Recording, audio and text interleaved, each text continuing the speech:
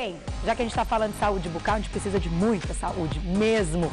Bucal, saúde no corpo todo, a gente precisa estar sempre alerta. Quantas são as pessoas hoje que estão com um quadro de anemia e nem desconfiam?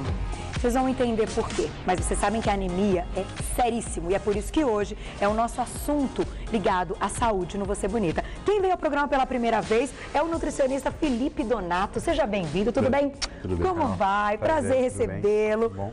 Olha, é um assunto até polêmico, por quê?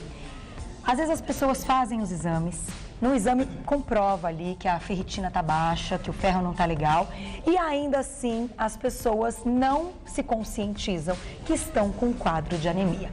Então eu queria que você explicasse o que é estar com anemia e para quem não se ligou ainda, né, notou que isso já está constatado no exame, o que pode acontecer caso esse quadro se agrave?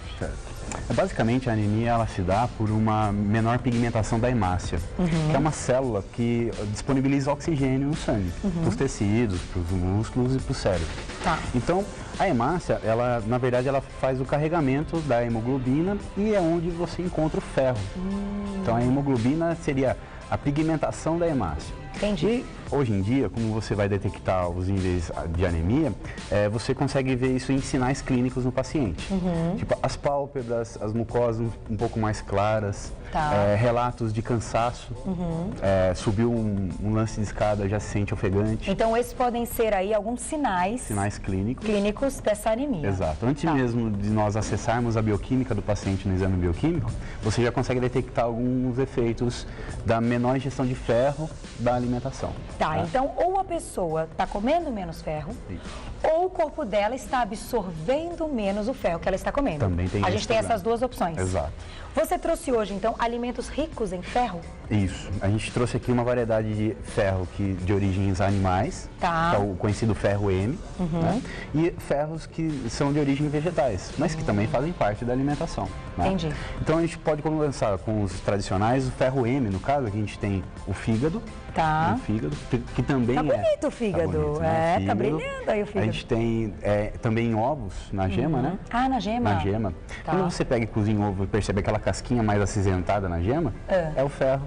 Olha. Ligado ali na gema. A clara é mais a proteína. E na Tá. gema você tem o ferro, né? Então é muito importante o Extremamente consumo importante. da gema. Logicamente dentro de um valor calórico, né, que você tem, e são as fontes, vamos dizer assim, em conjunto com carnes vermelhas e outras fontes de ferro M que são prontamente absorvidas pelo organismo. Não tem dificuldade nenhuma em absorver. Tá, e nesse caso então, comemos o fígado, comemos o ovo, automaticamente o nosso organismo vai absorver o ferro. Você tem receptores no intestino que absorvem facilmente esse ferro M. Ah, entendi. Tipo, o ferro do animal é mais fácil de ser absorvido pelo ser humano. Entendi. É por isso, então, que em outras circunstâncias, com outros alimentos, já se torna mais difícil. Exato.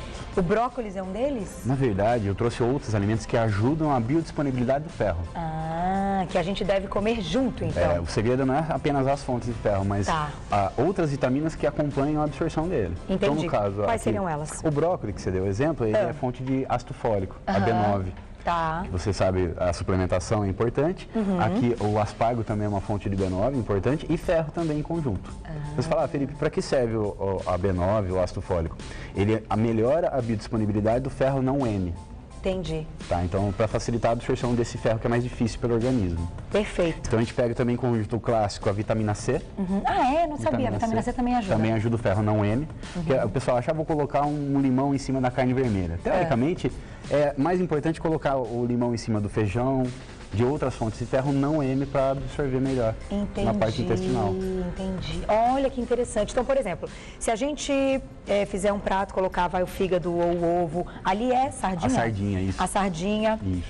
E você tomar aí junto um suco de maracujá ou de laranja. Exato. Ótimo. A gente está unindo tudo isso. Exato. Você tem a disponibilidade do ferro e algumas outras vitaminas que ajudam na absorção dele.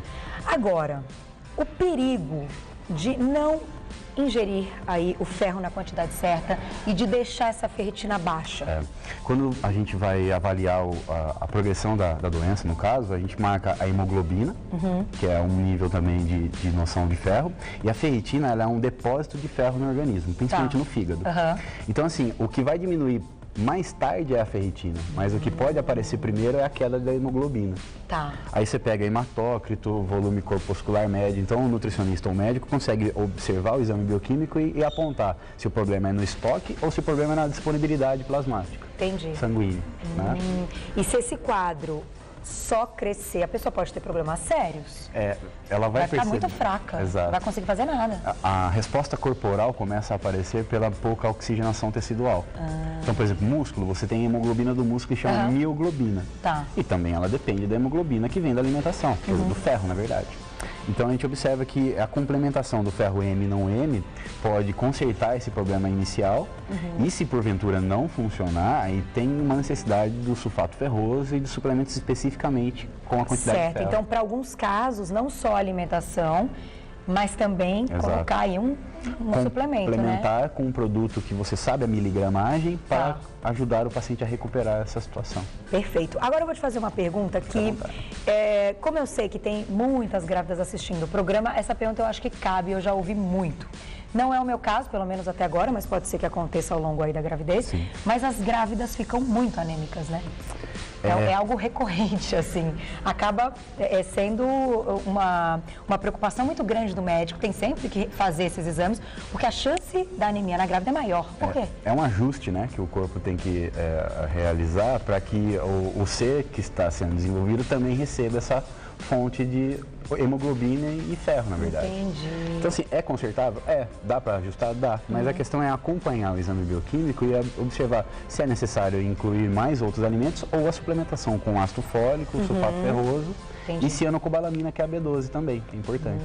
E aí o médico é que vai dizer, dependendo do resultado desses exames. Exato. Agora, é mito ou verdade, quando a gente faz assim, ó, que tá branquinho, que a pessoa tá anêmica, como é que é? Quando tá vermelha que tá bem, não é? Quando tá branquinha que tá anêmica. Isso é mito ou verdade? É um sinal. É um sinal? É um sinal. Então, se tiver muito branco, assim, no fundo dos em olhos, conjunto com outros sinais, você consegue demonstrar que a pessoa pode ter uma queda de ferro. Tipo as unhas um pouco mais lascadas, por exemplo.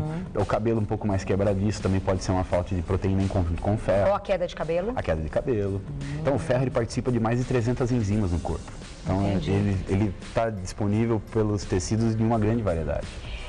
O ferro também está ligado, agora pensando na dieta, né, que muita gente assiste o programa também, até para ter dicas da alimentação saudável, para perder peso. Sim. Se a gente reduz muito esse ferro, ele pode prejudicar uma dieta saudável no sentido de desacelerar metabolismo, deixar, além do corpo mais fraco, como você falou, diminuir a concentração do músculo e isso prejudicar uma dieta? Assim, quando você faz uma dieta restrita, necessariamente ela não deve ser restrita de micronutrientes. Tá. Então você tem que diminuir o valor calórico, mas você tem que complementar ou associar alimentos com as vitaminas e minerais. Tá. Esse é o problema da dieta hipocalórica quando ela não é feita pelo nutricionista. Entendi. Pode ter carências nutricionais a partir disso. Então, assim, a oxigenação cerebral, muscular, depende muito dessa parte do ferro e das outras vitaminas que participam dessa absorção.